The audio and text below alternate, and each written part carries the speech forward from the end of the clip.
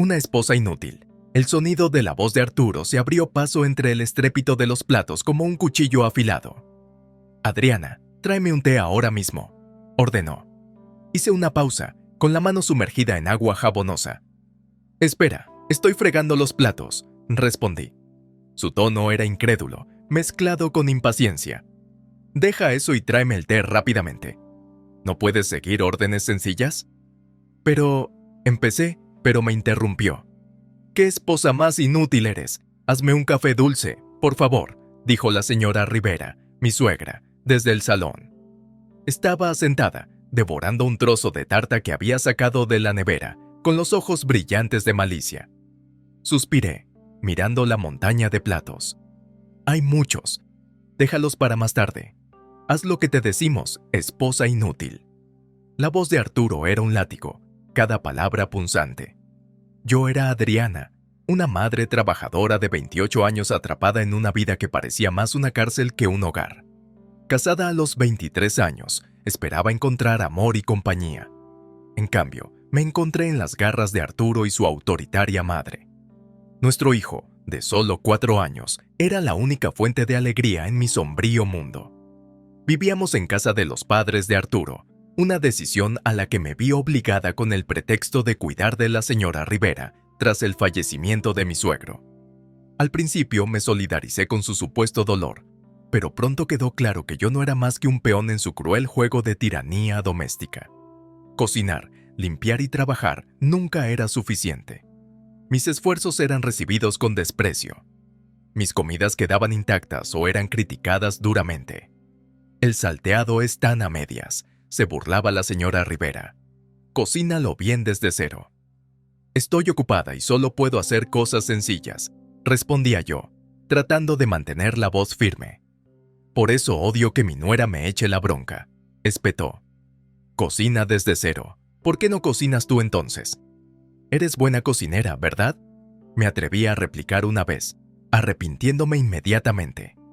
«¿Por qué iba a hacer yo las tareas domésticas cuando tú estás aquí?». Su respuesta fue fría y desdeñosa. «¿Estás loca?». Su crueldad aumentó con el tiempo, pasando de las palabras duras a un silencio escalofriante. Empezaron a ignorarme por completo, como si fuera un fantasma que rondara mi propia casa. Mi presencia, antes infravalorada, ahora parecía completamente invisible. Pasaron 5 años en esta atmósfera asfixiante. Arturo y yo cumplimos 35 y 33 años, respectivamente. Nuestro hijo creció, pero el aire opresivo de la casa no cambió. Mi suegra, que ahora tenía 63 años, parecía alimentarse de mi miseria.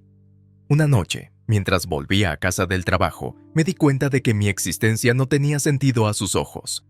Mi existencia parecía carecer de sentido a sus ojos. Era una sombra que no se veía ni se oía.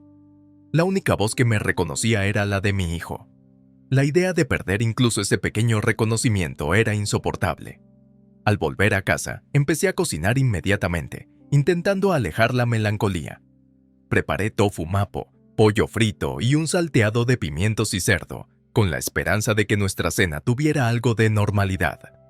«Tráeme la mayonesa», ordenó Arturo bruscamente, rompiendo su largo silencio.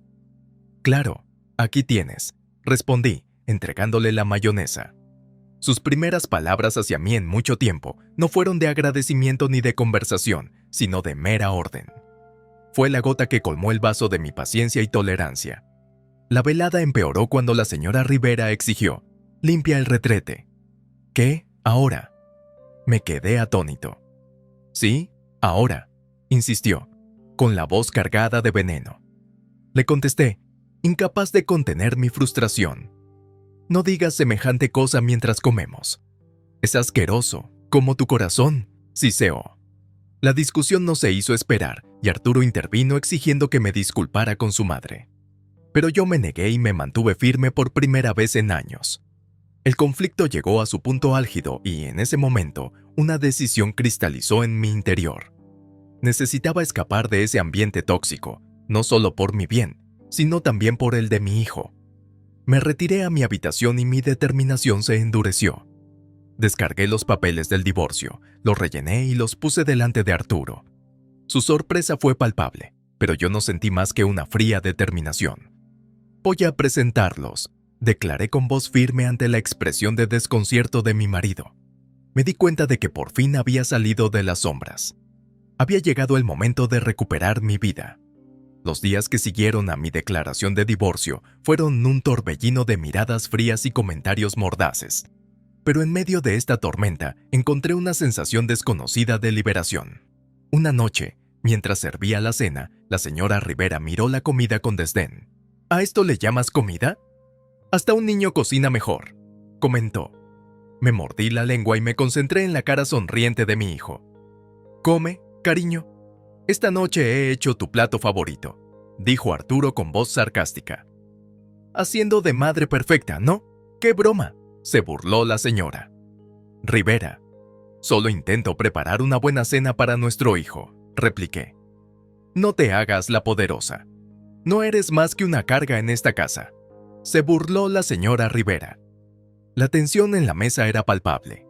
Los intentos de Arturo por menospreciarme no hicieron más que intensificarse. «Entonces, Adriana, ¿has pensado cómo sobrevivirás después del divorcio? Apenas puedes mantener una casa, y mucho menos tu propia vida», me desafió Arturo. Le miré directamente a los ojos. «Llevo años manteniendo a esta familia. No me preocupa cuidar de mí misma ni de nuestro hijo», afirmé. La señora Rivera se burló. «Nos las arreglaremos. No necesitamos su dinero por lástima». Pero el silencio de Arturo lo decía todo. Sabía la verdad. Sin mis ingresos, estarían en una situación desesperada. En los días siguientes, su comportamiento se volvió cada vez más errático. La señora Rivera oscilaba entre intentar engatusarme para que me quedara y proferir insultos cuando no accedía. Arturo, por su parte, parecía perdido. Su arrogante fachada se desmoronaba a medida que la realidad de su dependencia económica se hacía innegable. Una tarde, escuché una conversación entre ellos que me heló hasta los huesos. «No puede dejarnos así», siseó Arturo. «Necesitamos su dinero». La respuesta de la señora Rivera fue fría y calculada. «No se preocupe, tengo un plan. Le haremos la vida tan miserable que no se atreverá a irse». Escuchar sus verdaderas intenciones al desnudo fue una revelación. No se preocupaban por mí, ni siquiera por nuestro hijo. Todo era cuestión de control y dinero. Esa noche, mientras yacía en la cama, un plan comenzó a formarse en mi mente. Si querían una batalla, les daría una. Pero no sería con palabras o discusiones insignificantes. Les daría donde más les dolía, en su orgullo y en sus bolsillos. A la mañana siguiente, puse en marcha mi plan. Me puse en contacto con una abogada que me habían recomendado mucho. «Quiero el divorcio y que no les den ni un céntimo más de lo que se merecen», le dije. Asintió con los ojos brillantes de determinación. «Nos aseguraremos de ello. Ha sido el único sostén de la familia, ¿verdad? Lo aprovecharemos». A medida que pasaban los días, mi determinación iba en aumento. Empecé a documentarlo todo. Los insultos, la manipulación financiera, hasta el más pequeño de los agravios. Era hora de cambiar las tornas y de que se enfrentaran a las consecuencias de sus actos. Y a medida que construía mi caso, una sensación de empoderamiento me invadía. Por primera vez en años, sentí que controlaba mi propio destino. Las sombras del descontento se disipaban poco a poco y, en su lugar, surgía un nuevo amanecer.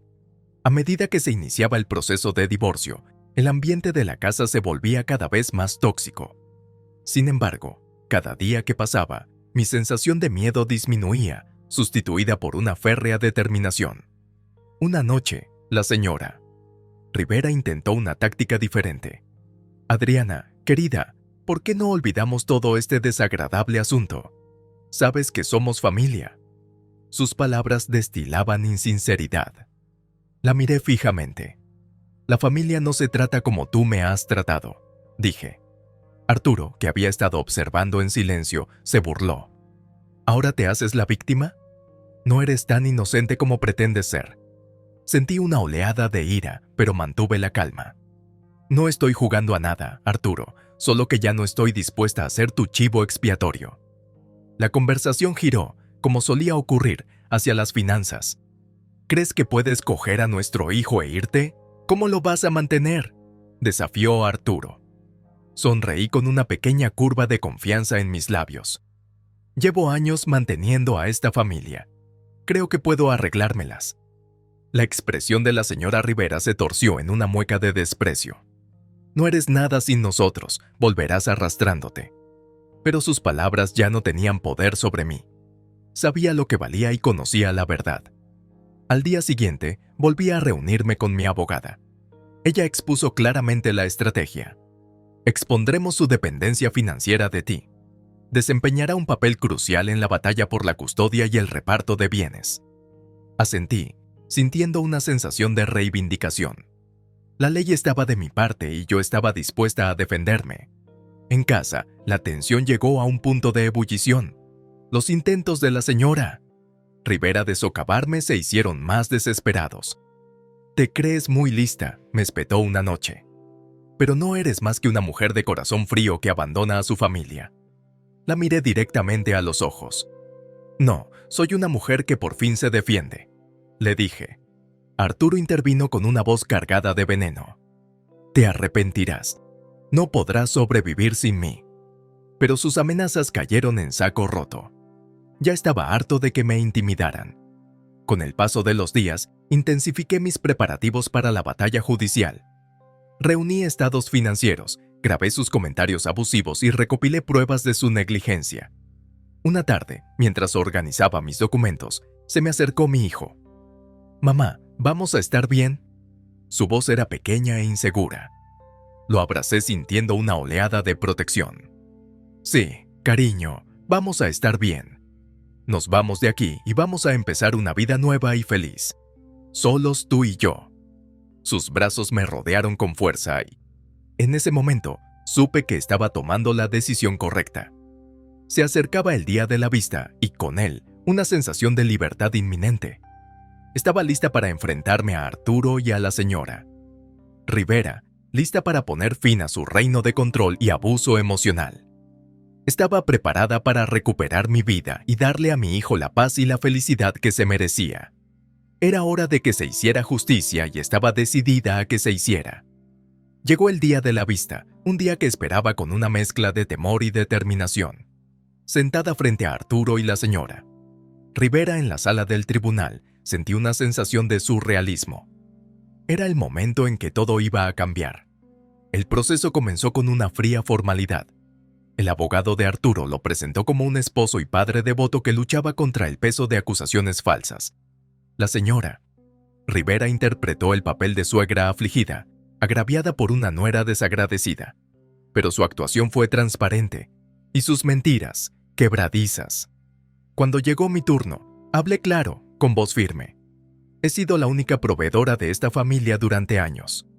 El empleo de mi marido y la manipulación de su madre han sido fuentes constantes de tensión. Intervino Arturo, con la voz teñida de falso dolor. «Adriana, ¿cómo puedes decir esas cosas? Siempre te he apoyado». Me volví hacia él, con la mirada firme. «El apoyo va más allá de las palabras, Arturo. Se trata de acciones. Y tus acciones no han demostrado más que egoísmo y crueldad».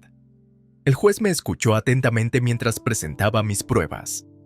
Estados financieros, grabaciones de sus abusos verbales y testimonios de vecinos que habían sido testigos de su comportamiento. La verdad era innegable. A medida que se acumulaban las pruebas, la fachada de Arturo empezó a desmoronarse. La compostura de la señora Rivera se resquebrajó. Su máscara de inocencia se desvaneció. En la sala reinaba el silencio y la tensión. Entonces llegó la revelación que selló su destino. Mi abogado presentó fotografías y documentos que demostraban la infidelidad de Arturo y la relación ilícita de la señora Rivera con un vecino rico, el señor Reyes. La sala del tribunal estalló en murmullos cuando se mostraron las imágenes, que los mostraban en posiciones comprometedoras.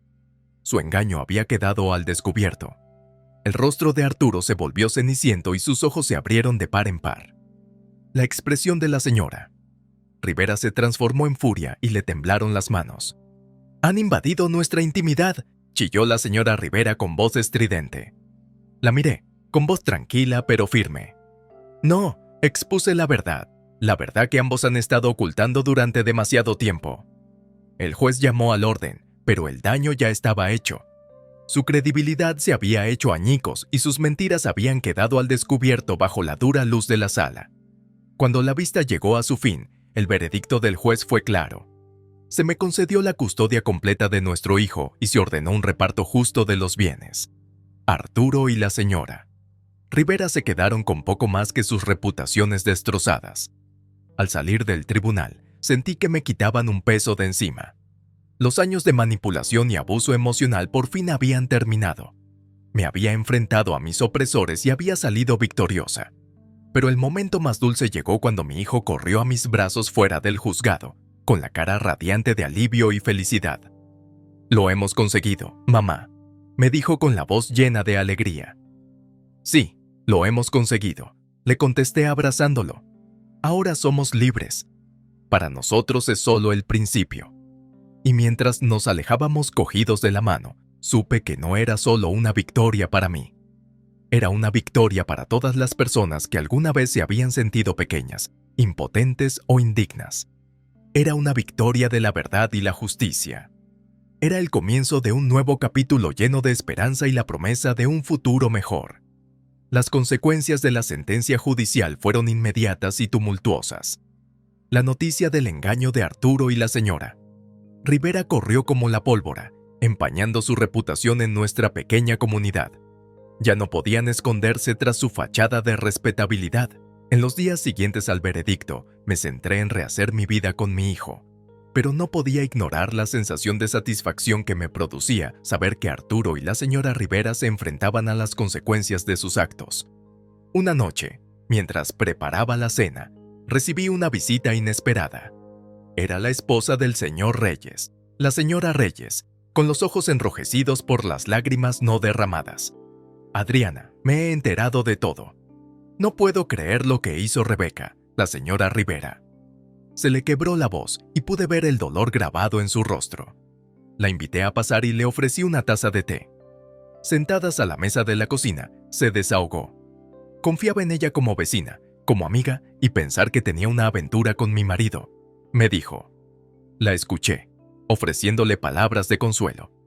Estaba claro que las acciones de la señora Rivera habían causado más daño del que ella había previsto. Al día siguiente, me encontré con Arturo en la ciudad. Era una sombra del hombre que una vez fue, su arrogancia sustituida por una mirada de derrota. «Adriana, por favor, ¿podemos hablar?», me preguntó, con voz apenas por encima de un susurro. Me detuve frente a él. «¿De qué tenemos que hablar, Arturo?», se inquietó, incapaz de mirarme a los ojos. «Lo siento por todo. No me di cuenta de cuánto dependía de ti, de tu fuerza». Su disculpa, aunque tardía, era un testimonio del cambio de poder. Lo había perdido todo: su dignidad, su casa, su familia, y en esa pérdida había reconocido por fin sus propios defectos. Pero fue la señora Rivera quien se enfrentó a la reacción más dura: su aventura con el señor Reyes no solo había arruinado su reputación, sino que también le había acarreado problemas legales. La señora Reyes había solicitado el divorcio y había interpuesto una demanda contra ella por alienación de afecto. Me enteré de la difícil situación de la señora Rivera por los vecinos. Los susurros y los rumores pintaban el cuadro de una mujer deshecha por sus propios actos. Se había convertido en una paria, rechazada por aquellos a los que antes consideraba sus amigos. Una tarde, la vi en el supermercado, con la mirada perdida mientras recorría los pasillos. Nuestros caminos se cruzaron y, por un momento, nuestras miradas se encontraron. Su mirada de resentimiento y derrota era inconfundible. «Tú me has hecho esto», sisió en voz baja al pasar. La miré marcharse, sintiendo una mezcla de lástima y reivindicación. «No, Rebeca, te lo has hecho tú sola», susurré para mis adentros. Las tornas de la justicia habían cambiado y las consecuencias de sus actos eran ahora ineludibles. Arturo y la señora Rivera estaban viviendo la vida que habían construido durante años de engaño y manipulación. Y mientras les veía luchar contra las secuelas, supe que la mejor venganza era vivir bien, libre de su influencia tóxica. Cuando volví a centrarme en mi hijo y en nuestra nueva vida, me di cuenta de que esta no era solo una historia de venganza. Era una historia de liberación, de liberarse de las cadenas del abuso y el control. Y cuando miré al futuro, supe que lo mejor estaba por llegar.